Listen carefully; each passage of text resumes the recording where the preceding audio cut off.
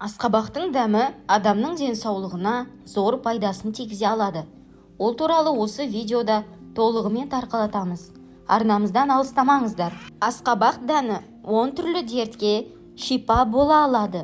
Қандағы холестерин деңгейін түсіреді. Жүрегі ауыратын адамдарға асқабақ дәнін үзбей жеуге кеңес берер едік. Себебі бұл дән қандағы холестеринді азайтып, тромбтардың түзілуін реттейді. Құрамындағы фосфор, мыс, темір элементтерінің арқасында қаназдық пен атеросклероз ауруынан айықтырады. Климакс кезіндегі ауырлықты болдырмайды. Етеккір үзілісі кез келген әйелде ауыр өтетін жағдай. Бұл уақытта 40 түрлі дерт қозып, жалпы жағдай нашарлайды. Гормоналдық өзгерістер орын алады. Ал осындай ауырлықты жеңіл өткізгіңіз келсе, сонда құрамы дәрумендер мен минералды заттарға бай асқабақ дәнін жеуді әдетке айналдырсаңыз болады. Климакс кезінде әйелдің қызуын көтереді, тоқтаусыз терлейді, көңіл күй нашарлайды, жүрек соғысы өзгеріп, қан қысымы ойнайды. Бұл шайсыздықтың бірден-бір емі асқабақ дәні екенін ескере жүріңіз. Қатерлі ісіктің алдын алады. Асқабақ дәні кукурбитин деп аталатын теңдессіз байлықтың қайнар көзі. Ал бұл зат өз кезегінде қатерлі ісік ауруын алдын алып, ағзаны сақтай алады әрі қорғайды. Мамандар асқабақ дәнін үзбей жейтіндердің бауыр, сүт безі, тікшек, ұйқы безі, өкпе, асқазан, қатерлі ісік ауруына ешқашан шалдықпайтынын растайды. Қандағы қанттың мөлшерін реттейді. Өздеріңіз білетіндей, қант диабетіне шалдыққан науқастар белгілі бір мәзірде тамақтануы тиіс. Қантты, тәттіні, ащыны, майлыны шектесе, ал көкөніс, жеміс, буға піскен және қайнатылған тағамдарға рұқсат етіледі.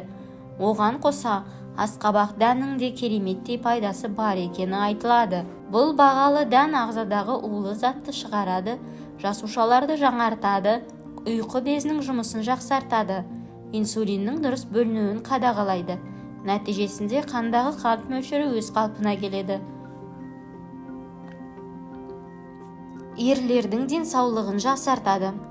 Простатит, қуық түбі безінің қабынуы ер азаматтардың көпшілігінде кездесетін ауру.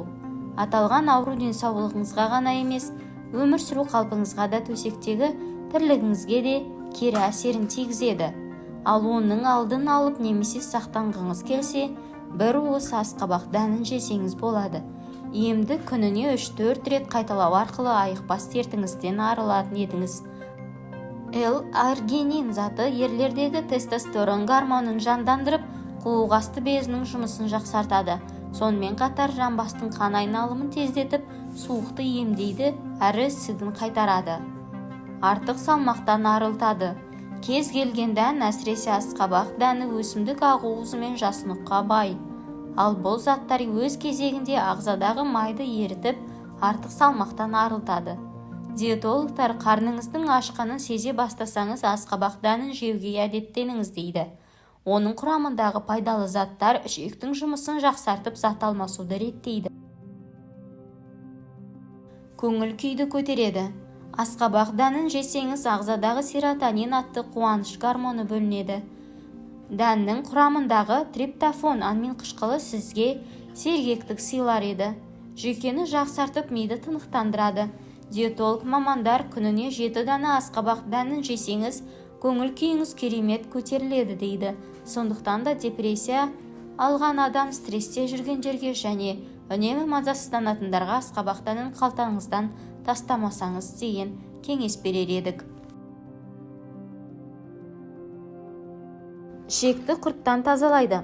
Асқабақ дәнінің құрамындағы куркубитин амин қышқылы ішек құрттарының нағыз жауы. Ағзадағы кез келген құрттан асқабақ дәнін жеу арқылы оңай құтыла аласыз. Дәннің денсаулыққа тигізетін зияны жоқ. Буын ауруынан қорғайды. Суыққа қарсы күресетін күшке ие асқабақ дәні тұз байлануды болдырмайды. Сондай-ақ несеп жүргізіп, артық тұзды шығарады. Керемет емдік қасиетке ие дән буынды түрлі дерттен сақтайды. Остеопороз ауруының алдын алады. Құрамы кальций, магний және мырыш элементіне бай асқабақ дәні сүйектің саулығын жақсартады. Сондықтан да остеопороз ауруының алдын алғыңыз келсе, қартайғанда сүйектен айырылғыңыз келмесе, немесе сүйектің сынуынан сақтанғыңыз келсе, онда күнделікті тамақтың алдында асқабақ дәнін жеуді ұмытпаңыз. Ал құрметті көрермен, бүгінгі видеомыз соңына жетті.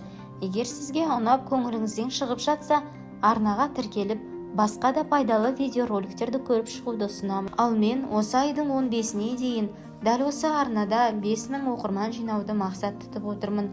Егер қолыңыздан келсе, маған тіркеліп және жақындарыңызбен бөлісіп қойсаңыз болады. Сізге алдын ала алғыс айтар едім.